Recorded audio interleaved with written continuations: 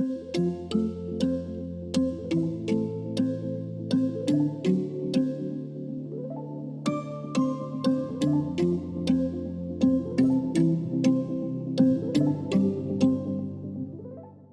we're going to kick things off. I just want to let everyone know that this is being recorded, this session, for those who could not attend. My name is Nicole Figueredo. I'm the CEO of Capital Strategic Solutions, and we want to thank you for joining us for this Lunch and Learn. We're going to have a practical conversation on public records challenges. This session, I already said this, is being recorded. Public records management has evolved far beyond the basic legal requirements. It now sits at the center of public trust, operational efficiency, organizational reputation, and agencies are facing growing volumes of requests, increasing complexity, heightened expectations, all while balancing limited staff capacity and evolving legal standards. I'm hoping I don't sneeze in the middle of this. Today's discussion is designed to be practical and experience-driven. We want you to join in the conversation. We'll explore what's working, where agencies are struggling, how policy and training and technology can come together to create a sustainable, defensible public records operation. We're fortunate to have a distinguished panel of guests here today that are involved in large-scale records management and guests from the public sector of technology. James Desmond from St. Johns County Sheriff's Office, retired Chief Edward Berman from the Wayland Police Department, and also a Senior Project Manager from Capital Strategic Solutions, and hopefully Patty Regis, Deputy Chief at Regis College and Senior Project Manager at Capital Strategic Solutions, will be able to join us momentarily. We also have Tom Pina of CaseGuard, and Tom's going to provide us with like a glimpse of how technology can streamline records review and redaction. Each of our panelists here come with real-world insights into the challenges and opportunities facing all agencies today. Our goal is simple. Let's share some lessons learned, provide actionable takeaways, and help strengthen transparency without overwhelming your staff. Having been the first records access officer for the city of Framingham when the public records law changed and Framingham decided to change its governance, I feel all y'all's pain. And I'm going to kick this session off just with a question for our panelists. And the question is, public records management is increasingly being framed as a strategic function rather just than a legal obligation. From your perspective, and I'm going to throw this right at Des, what shifted to make this change necessary? A great question and very open-ended. I want to say that with the current status of, I would just generally say the internet, the First Amendment auditors going in, recording, requesting that, cutting it, changing it. We did not have body cams here at St. Johns County Sheriff's Office, which moving forward I'll call it SJSO, until March of 2023. Before it was just 911 calls, radio traffic, and the reports that I call Bravos. And that seemed to suffice. The issue that we faced is the public had an outcry for more body cams because surrounding counties were doing it. We're just south of Jacksonville in Northeast Florida, about an hour away north of Orlando. And the issue that we faced was we didn't have the money for it. Well, the Board of County Commissioners, with the new sheriff coming in back in 2020, said, we'll find the money, we got it, and our public records skyrocketed, and with no staff to help. We got more staffing, and from March of 2023, when we implemented, we started with a pilot program a little bit before that, full implementation with every deputy having a body cam on them by September of 2023, and we closed off 2023 with about 658 public records requests. The following year was 1,277. So that's a 94% increase. And then from 2024, we had 1,277 requests, and that was an increase of 71%. And then from 2025, we had 2,193 public records requests. But that's also law enforcement and media also combined in there. We do not separate those three. But if you take 2023 to 2025. That's a 233% increase with no staffing. So a solution really had to be found. We are utilizing Axon. We did a pilot program, both Motorola and Axon. And afterwards, we decided, I was not in that purview or in that committee that decided that. I'm just low man on the totem pole as far as the records end of it goes. And so what we found with Axon is it's great for dipping your toe in, and it gets you going. Any specialist or whoever entry level position can utilize Axon. Its functionality is very basic. However, as we got more and more requests, the need to process things quicker, effectively, efficiently, and still guard our agency against potential lawsuits, the wrong type of information getting out there because you can't ask for it back, and those kind of problems that we were facing. So we really had to think tank it, and we bid it out, and I was actually contacted by CaseGuard, and then we started negotiations with them, and then we eventually went to bid, and through some schmoozing with the command staff, we were able to award the bid to CaseGuard. And since implementing it, we have now, a lot of people get scared because they say, well, with AI, it's going to take jobs. That is, I can tell you it's contrary. We have 4 slated positions coming in 2026, probably Q2, and we have lost 1 person from our team, and we have added 2 more in the last 6 months to the body cam team. So that's something that the first thing you're going to hear is, oh, AI is going to take jobs. I can assure you that it is not. It's going to help you kind of put up the dam to help control the flow of it, because when you open up that, it is going to change your agency, and you need to have a chain of command that is open to progress and change. That needs to come. You can no longer be thinking, oh, Adobe is going to do it, or like Premiere or all these other things. Simply cannot keep up with it with the functionality. And I think that CaseGuard offers not only on the body cam end of it, but we're also using it for the audio redaction and documentation. And it is streamlining our process effectively. And even though we are quote unquote inundated, we are still performing and dropping out our public records request at the same time, also helping internally and other agencies without kind of stressing, despite my grays in my beard. I feel your pain. I mean, that first year that I was the records access officer for the city of Framingham, Patty was the records access officer for the police department. In that first year that the public records law changed in Massachusetts, we fielded well over 3,500 requests, I believe it was, Patty. And I became fast friends with our, Secretary Galvin's office. And I believe that we fielded the most in the state of Massachusetts that year. And back then we didn't, CaseGuard, I honestly don't believe that they existed, at least on the East Coast. It might have been in another state, but we were old school redaction using, yep, Adobe, and just yep, uploading it into this clunky system. And we seemed like when we started working in our systems that it was one of the better ones. But today, looking at what's out there for technology and just with the body cams alone, I feel bad for those records access officers. Yeah. I know that, Ed, you had an experience where you were able to use the body cam footage to actually help one of your officers. Do you want to kind of talk through that a little bit? Sure.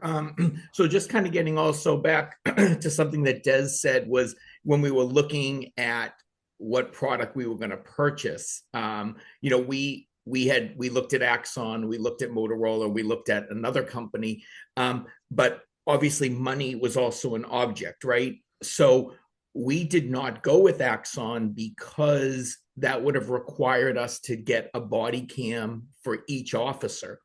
We went with the Motorola system because at that point, it's a smaller agency. We purchased 14 body cams and they went into a kiosk. So when the officer came onto a shift, the system would assign them their body cam for the day. So we were able to save a significant thousands of dollars by actually using this kiosk mode that Motorola offered that the other companies did not. So just a point of reference if you're looking for a system. But yeah, it's interesting. When I was speaking with our union initially about, going with dash cams and body cams, I got that typical initial pushback. But what was really interesting was one of my comments to them was, I guarantee you it's going to save somebody's job.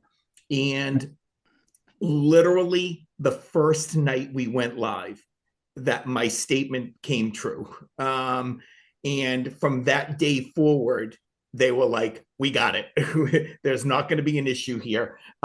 And what's really interesting was every once in a while, I'd have like a dash cam and a cruiser, act up, and they would come in and they'd be like, we're not taking that car. We're grounding it until we get that fixed, because they realized what that did for them. Never once in the 3 years that it's been up and running did a complaint ever get beyond a verbal complaint, because we were very open with our videos with the public, allowed them to see them if they were involved, and it solved so many issues for us. Yeah, I think that's a good piece, is that, a big part of public records is building that trust through transparency. I also feel like there's a struggle there, and I'm looking at you, Patty, and I'm thinking about all of the trials and tribulations you and I went through to explain to people about active investigations and not being able to release information right when it was requested. If you want to kind of talk through that a little bit. Yeah, that's a hardship for many communities. If you have one person in the department that's trying to do all of it because the administration doesn't understand the process and say, oh, go to that person, they'll take care of it, that's time consuming. And people are watching TV shows. The crime is solved in an hour. And so they expect that when they call in to say, I have a complaint, I want to see the video, I need it now, I want this report now, why can't it be done before the commercial break? And they don't understand that there's other work, and then there's redactions, and there's state guidelines. And when people in communities ask about body cams, why doesn't everyone have one right away? Early on, a key component was the price of software, redactions, storage, and the time that would take for people. So having a tool that can help out with that and make more people available to do the work and give the tools to the people in the department, so it's not just that one guy that goes on vacation. Sorry, we're going to ask the state for a waiver because we have no one else that's able to do it. Yeah. And now you're getting an appeal to the state because it looks like you're hiding something when you're not. You just don't know how to work anything. And something like this can help so many smaller departments and the large ones that are inundated with some really valid issues, and others that are just people looking to file requests because it's a cool thing to do. And this, I think, will help out with that and cut down on the turnaround time. Yeah, I think that was the biggest hiccup with us in Framingham when it first came out. We were hit with so many so fast. And I remember I was there, I was the PIO, the webmaster, and the records access officer, and I got the records access officer title added to all of that for an extra $19 a week stipend in my paycheck. And with nobody understanding that the avalanche was going to come and knock me right over. And it was a lot of things were going on in our community at that time. But now what we're seeing is so many communities are just influxed with public records requests, because when they can't, I feel like there's a general misconception that community members don't feel comfortable going in and just asking their elected officials or appointed officials for information. Now they're just, we're going to use the public records request and know we're going to get it within 7 days. So I think that's been an issue as well, is that transparency building. Now, Des, you have a staff member that works with you as well doing your requests, and with technology coming into play. I mean, that's kind of one of the big things that I'm looking at right now is municipalities typically have, or government agencies have, a struggle embracing technology. Can you talk through how challenging it was for the implementation of the technology with your staff members? Because I know sometimes when I go into an agency or we go in and we're trying to showcase an easier, more streamlined process, people are so resistant to change. Sure. So my supervisor, Bonnie Jemerson, has been at the St. Johns County Sheriff's Office, or SJSO, for 40 years. She Wow. retired as the supervisor and the custodial of records, had her year off as it was mandated by the FRS, which is the Florida Retirement System, came back part-time, was over in HR, and then when the position opened up to be supervisor again, she got it, and she was plug and play. And when she came back, she said, oh, look, nothing's really changed over here. So then I get spun up and we start doing the body cams. And I said, hey,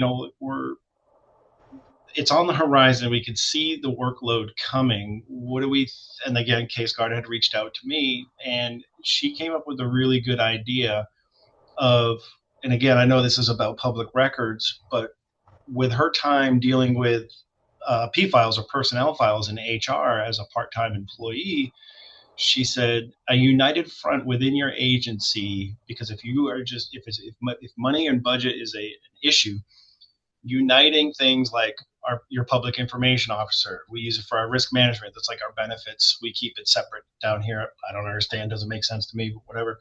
So we have HR, risk, records, and our public information officer all utilize CaseGuard.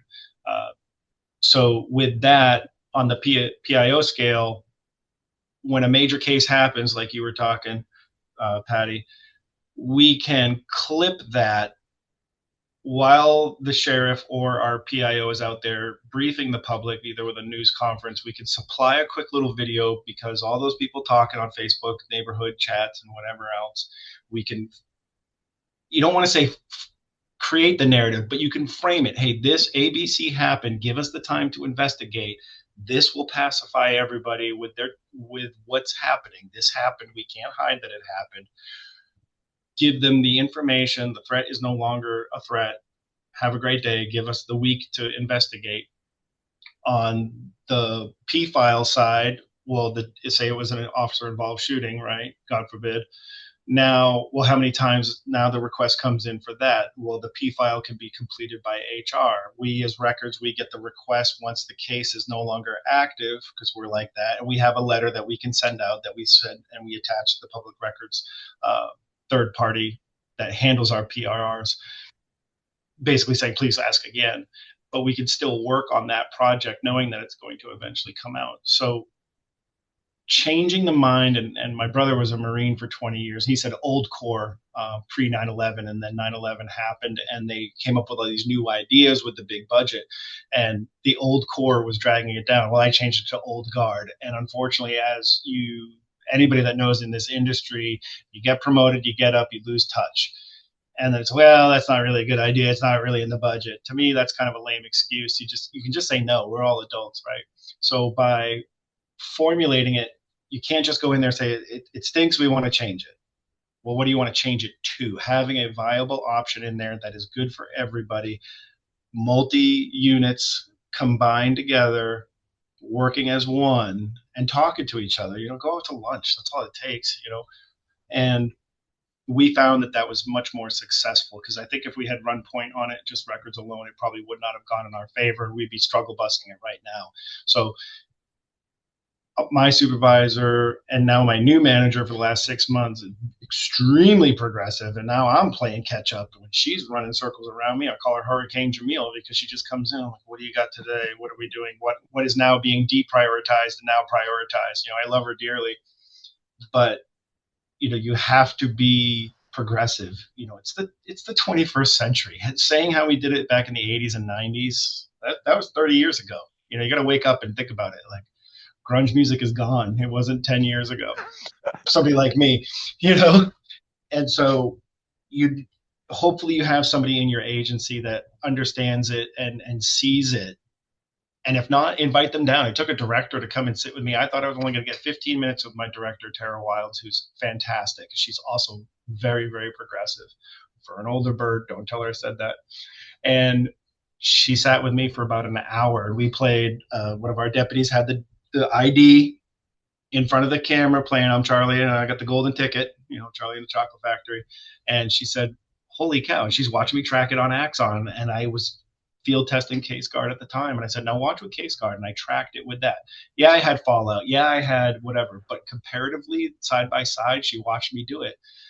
And she said, this is amazing. You have my blessing to proceed with doing more research. It still had to go to bid and everything like that. But at the end of the day, we ended up going with CaseGuard, and it was fantastic. It's changed how we're doing things.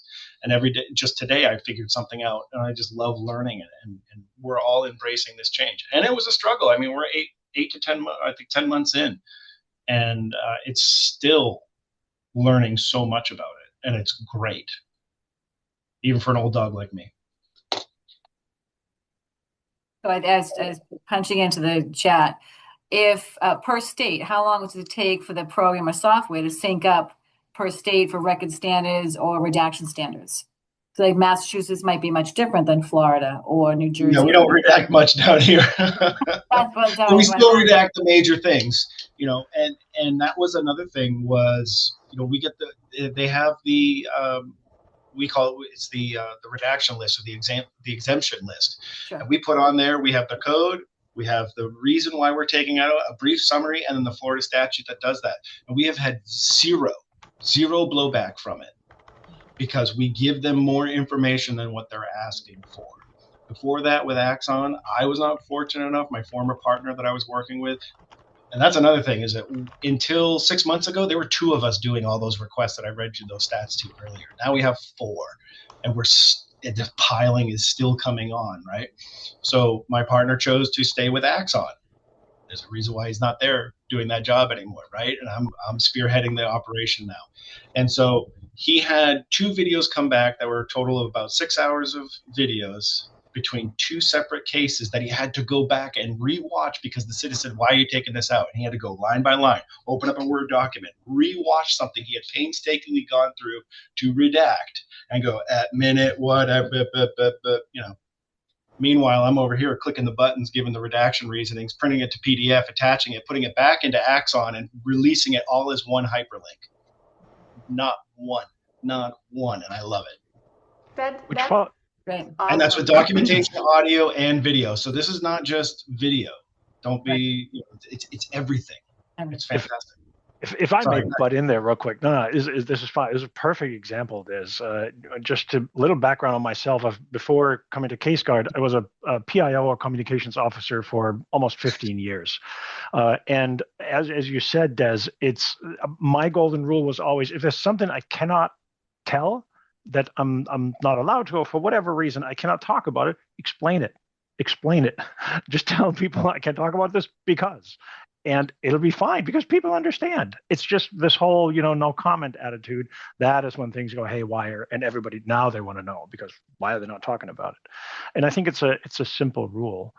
Nicole, if I may come back full circle to the strategy question. Oh, please do. Because it reminded me of a conversation I had in the early 20-teens with our now retired sheriff down in Pima County, Tucson, Arizona, that currently people are very familiar with for completely different reasons, though, and a different sheriff. But in the beginning there, when the conversation came up with body cams, his decision was, I don't want to do it quite yet because everybody's talking about the cost of buying the cameras. What I'm thinking about and what gives me headaches is there's a whole lot of cost after that. So he already saw beyond the initial purchase. And then the question is, well, what has changed, right? How did it become so strategic? And I think one of the main reasons is really the speed of social media and what it has done to the information environment. Because today, as a law enforcement agency, you just can't afford to be either lackadaisical or too keen of hitting every note right, and then waiting for sometimes an hour can be too long these days because then somebody else tells you a story, and that is so dangerous. And we can all complain about it. I'm certainly right up front there complaining about it, but it's not going to change it. It is what it is, and we got to function with it.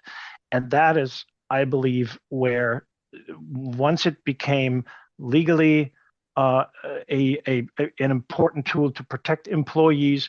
It also becomes a very important topic when it goes to public perception of your agency, which is so important for the particular work that law enforcement does. And then of course it ties up resources, as we now know.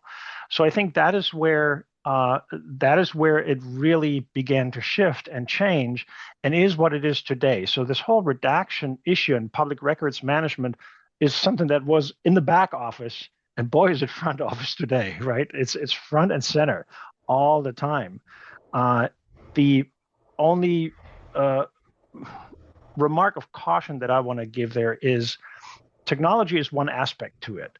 If you have a process that is broken, or a process that is very inefficient, ineffective maybe, and then you add technology to it, it may give you a more efficient broken process, but the process is still broken, right? So you have to look at that from both angles. What's the process? How are we doing it? And then technology can enable you to gain greater efficiency.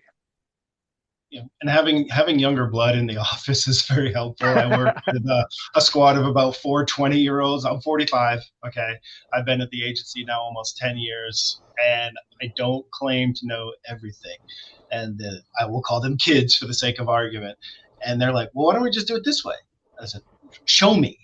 And they go, "Beep beep beep beep beep," and it's okay. Or they bring new ideas to the table. They look at our log and they say, "Well, why do you have this?" And they ask the right questions. I always encourage the questions. Or, "Hey, how come you've been doing this?" And I hate the adage, "Well, that's because of the way we've always done it," or "That's the way it's always been done." Ugh. And I'm not trying to reinvent the wheel. I'm just trying to go faster. But with faster, we still have to take care. We still have to serve with dignity. We have to. Our slogan is serving with excellence. We still need to make sure we're protecting the victims. We're protecting the kids. We have to make sure the case has been adjudicated before we release any confessions. There's all these like tacits, and that's all individual based on your statutes in your states.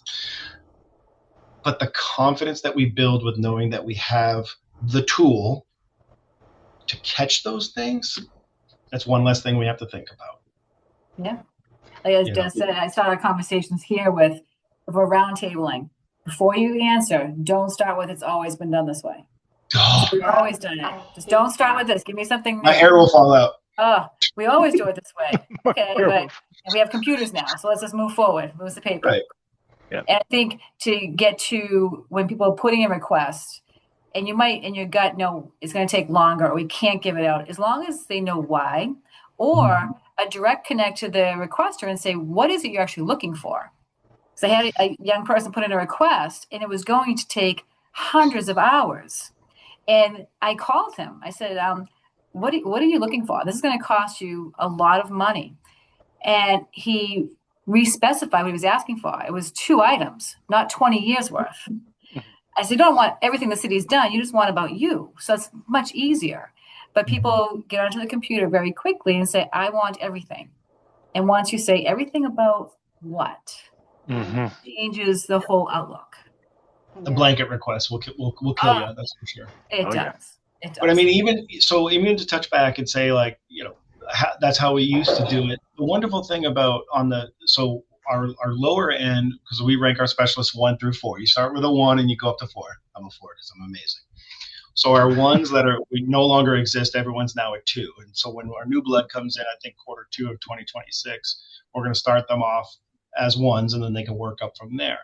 Well, a lot of the ladies that have been in here for like 15 years and whatever, they said, well, I like Adobe. Cool. Watch this. Right click on your mouse. We're doing just basic documentation redaction with CaseGuard. I said, now click on manual redaction. And they went, what's that? I said, that's like Adobe through CaseGuard. And then everything, we had their ta-da moment, everything clicked. There's so many different features in it that are just amazing. Like the real time, like, hey, did I really get that ID? I go up, I click it down, I go to the preview mode. With Axon, you couldn't do that. You had to purge it, go back, look at it, get it second setted by somebody else. Now that's 2 people off the floor. The phone's ringing, the emails aren't getting answered, the detectives aren't being pacified because they're just delicate little flowers, and stuff isn't getting done. With that, I can just be humming and hawing with somebody, and I can click down on preview mode and be like, yeah, okay, go back and watch it, and I'm on my way. Nothing is disrupted. It's so efficient. I can go on. Tom, do you think you could give us just a little glimpse of, what CaseGuard offers? It's not the CaseGuard show, it's a public records thing, but if you could just share with them what we're talking about, just so they have an idea. Yeah, absolutely. Thank you. And I promise I keep it very short, just to give you an idea on what people struggle with. Because again, we see it all the time, right? When we do these presentations for clients. So this is what, and forgive me here, in the interest of time, I uploaded all of these here beforehand. And so say you have a situation like this where there's potentially, if I just play this, there's a lot of movement, there's a lot of things going on here at the same time. This is, if you have to do it manually or even semi-automatically, this is a real nightmare. So the difference is that within CaseGuard, while you can do the manual or semi-manual, you can just use AI to do the job for you. And I get these different objects that I can choose, and I say I need all the faces redacted here, and then see what the software does for me. And my mouse is over here. I haven't done anything yet, given this is a very short video. As you can see here, it's about 36 seconds, but there's a lot of moving parts here, right? And then the software begins to move through the footage, and it analyzes it and says, where is it? I'm often asked, is this facial recognition? It's not facial recognition. It has just been taught. This is what a head or a face of a human looks like in pixels, and then it recognizes and tracks those pixels. And we don't, as Des said, we don't touch any of the original file for the preservation of evidence reasons, but we just create a copy of it, and that becomes your workbench, so to speak. And then when we look at this, despite the fact that there's a lot of movement, you can see this is being redacted very reliably. There may be some instances where it drops a little bit, but that it's not there yet. That's where I can clean this up later. And I think that's also something we have to be careful of in what are our expectations when it comes to this type of work, right? What can AI do? And my spiel is always to say, look, we can get you 85 to 95, maybe 97% in a good case there, but you always want to review it and look at it afterwards. And just to show you real quick here what this can look like on other footage. This I've done beforehand to give you an idea. And you can see even here, despite the fact that there's a lot of movement, this is inside a patrol car, obviously. Here's the officer's MDT. There's typically the hand is moving in front of it, and that's where a lot of other tools often struggle. And this is nighttime footage, which is more challenging to begin with. And as I said, a lot of movement. This is where it becomes critical that a tool and a solution can properly perform and really make your work faster, so that you. Sorry, I hope nobody heard that. I hope my sound was off. Okay, good. There was a lot of cussing going on. Sorry. So this is just to give you a brief idea on what it looks like. There's the automatism that gets you most of the way there, and then you really only spend your time cleaning up what was over or under redacted slightly. And for clarification for some of the people that are here, CaseGuard, the software can be used for audio, video, and paper redaction. Yeah, so we redaction is all we do. We don't do anything else. This is not a sideshow for us, but redaction is all we do. That means if it's documents or images or audio files, think 911 calls, interviews, that sort of thing, we can transcribe them. We can translate them if that is needed, and then redact them. And obviously, video. We support more than 700 file formats, so it's really it goes a long way. Patty, I wish we had that back in the day. I know. That's what I said when I joined. When I saw it for the first time, I said, "Where were you all my life?" Once you do that redaction and it saves to like a different workstation now, and if they come back and say now we have to go back to identify one of those moving persons in that screen, can it go back and just identify the one later on and then look at it again? Yeah, that's the nice thing, as I said. So you use this copy that we make just as a workbench, which means I can just go back and say, oh, okay, you don't want this person unredacted, no problem. I double click on it, the redaction is gone, and you can move on. So no need to do the whole thing again, right? Or recreate it. You use that one as a workbench. And maybe if I may add that on, once you're satisfied with it, this is my final version, you export it, and it creates an entirely new file. The reason why that is important is this is not layover or some kind of cover. No. The original data has been completely removed and replaced by whatever effect you chose. And that can be very, very important. Oddly enough, it's only half the space of the original file, because that was one of the things that IT had brought up to us when we were doing it. And on the Axon committee end of it, with the commanders that spearheaded getting Axon online with SJSO, is we had to get certain permissions to upload back in until the API went through back over late fall here. They said, well, how much memory is this going to take up? We have a data cap. Yep. And I went, I don't know, sir. Let me get back to you, which is the wrong thing to say to a commander. They're armed and they've earned that position. So when I went and I looked at it, and I called George, who's our sales executive or sales manager guy, and he's like, oh, just pull it up. And I looked at it when it was stacked on top of in Axon, and I did my basic mass education math and deducted that it was only half the space taking up, because when you put it back in, it's only the filter, like you're saying. And then I have a meeting with CaseGuard, because, like you said, I have a potential case that I just did yesterday. It was a domestic. It didn't go to an incident report. It was just a couple fighting. The public records request came in, but I had no way to verify that who this person was. Yes, the name matched, the address matched, the telephone number matched, but still that's not enough. I needed to see an ID. Well, they didn't supply the ID. We went inside of his home in Florida. When you cross that threshold, it's adaptive blur and mute until the deputy gets out of the house. So I'm expecting blowback to come back. Well, we're realizing that, like you said, if he calls me and fills out the proper paperwork, then I can go in and I can remove those redactions so he can hear what was said inside of his home. But I'm taking care of him as a citizen, even though he doesn't realize it yet, by releasing that footage fully redacted, and then we can put in a victim or homeowner copy back into Axon, and then it's up to the user to go in and pick which one. So if a nosy neighbor down the street who's out there vacuuming their lawn wants to know why Johnny Law was down the street, we can provide them with that heavily redacted copy.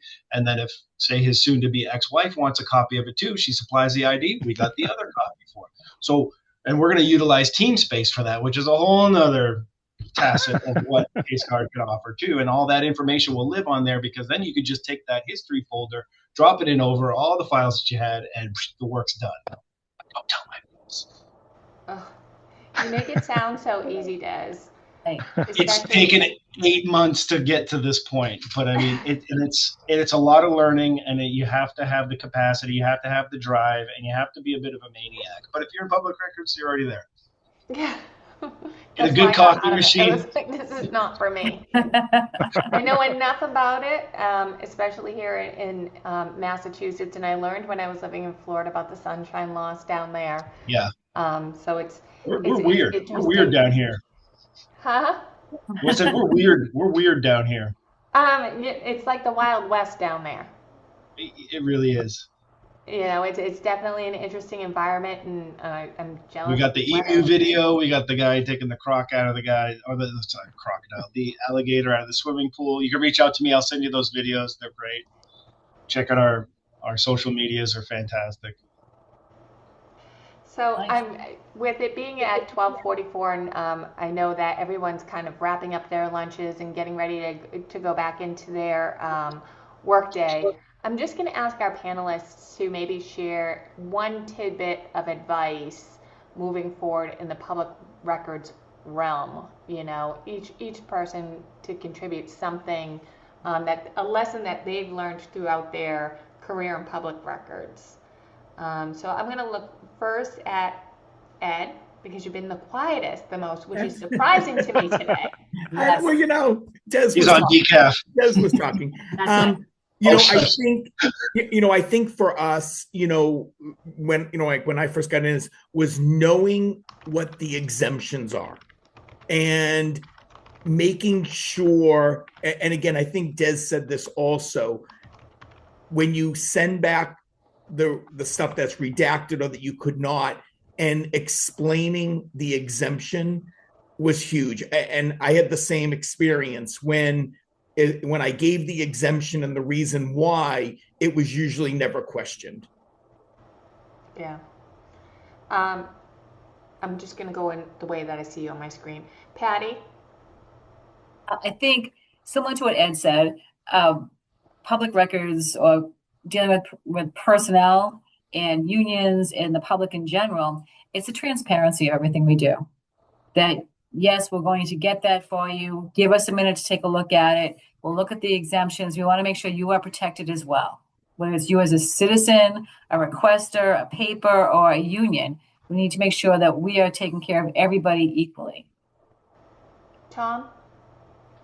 I'm simply going to repeat what I said earlier, especially when it comes to public records. Make sure to look at the process as well, not just at the technology aspect, because both in combination is what's powerful. And then and that's point two, if you put this effort in and you are enabled to respond to these requests quickly, you save a lot of time in the potential aftermath otherwise. Des? Your final word? Something I picked up last week at a great seminar I sat in on, dignity and grace with people. Just because you had some jerk on the phone 10 minutes ago doesn't mean the next person that calls, I call it misdirected animosity. I got that from Charles Bukowski, who's one of my favorite authors. And just, take a second and breathe. Yes, it's inundating and everything like that. Make sure you're taking care of your people. And that's something, everybody already said one thing, so I'm going to say something different. And then Tom and I kind of alluded to this when we were talking yesterday. We do a tough job. Mm-hmm. And yes, the deputies are the first responders, and I'm very grateful to have a great peer-to-peer support. Your people in public records or in the records are seeing, hearing, and reading some terrible stuff. Mm-hmm. So something that is near and dear to me is making sure that you're doing pulse checks on them, making sure that they're okay, because it's tough to read and see all this. I make the joke that I see people on the worst days of their lives and don't help them, but actually in the long run, that's crap, because I am helping them. I'm helping to protect them, whether or not they're a dead person or by suicide or whatever have you. But just make sure you're checking in on your people, because mental health is rampant in this industry. Yeah. Please make sure that you're taking care of your folks, and if your command doesn't recognize that, you gotta be the brave one to stand up and say that that's not right. Thank you for bringing that up, Des. That's great. Yeah, absolutely. Yeah, I definitely agree with that. I think through the public records, what we were filtering in and framing him, not so much me, but more in Patty's world, in the public safety world, mm-hmm. You're seeing a lot of stuff that you probably wouldn't normally see on any given day, and it can be jarring, and it can add some post-traumatic stress. Absolutely. To your life, and kindness is key. I think you mm-hmm. nailed it on that. I just watched a video over the weekend. It's streaming. It was streaming on YouTube, and the speaker in the video said, "You don't know someone else's path. You don't know what they've gone through in their lives, and it doesn't cost you anything just to be nice, be human, and be nice. Yep. You don't know what trauma people are carrying with you." With them at any given time. Mine's elder abuse. I see elder abuse on the body cam. I go for a walk around our campus. Our campus is about a quarter mile. I take 2 or 3 laps. I didn't know. There's nothing in my past, but I see somebody treat an elderly person. Oh man, it sends me. And I'm a big guy. I'm 6'4", and I get mad. I wish we had a break room, like where you could break stuff, but whatever. We'll send you a punching bag. That'd be great. There you go. I think we got one in the gym. I've never been in there. Yeah, I definitely agree. Everybody has a trigger and everybody has something going Yeah. on behind the scenes that not everybody knows about, and to be kind to people. My final note is don't be afraid to reach out to your counterparts for an answer to a question that you might not know. And don't be afraid to tap into those state offices. I have to say, hard and fast, I could not appreciate enough the work that Secretary Galvin's office did that first year with me through the change in the public records law. They were great, and they will come out to your communities here in Massachusetts to do the trainings. I know that when I went to Florida, they offered some training too when I worked in Pinellas County for the public records, and I'm sure as your team over in St. John's. We're always looking for training. We're always doing something, and we're slowly, our manager has kind of put out like a 4-prong approach. We have daily operations for transmittals to the state's attorneys. We have our body cam and our audio is merging together, and I'm spearheading that. Then there's like seals and expunges, and then there's another group spearheading that. But yet, if a detective or a citizen comes in, we could stop, help that person, get them moving, and pick right back up. So it's important to remain fluid, Oh, you muted yourself, Nicole. Blank moment. I probably should have had one more cup of coffee. How many did you have today, Des? 5? I'm on. It's a big cup, so like 6. 6 big cups. My wife's gonna kill me. I'm gonna get home. She's gonna be like, "What's wrong with you?" On that note, I'm going to thank everyone that joined us here today. I'm going to thank each one of our panelists for giving up their lunch to have this lunch and learn with y'all. And if you have any questions or any concerns, I believe everyone has our email at info@capital-strategic-solutions.com. I threw the link to CaseGuard in there. I saw that Des put his contact information into the chat. Please feel free to reach out to us, whether it's a question about public records, whether it's your procedure, there's something that we can do to help, or if you wanted to learn about the CaseGuard software or other AI tools, Tom's your man. But thank you and have a great day and enjoy the rest of your lunch. Bye.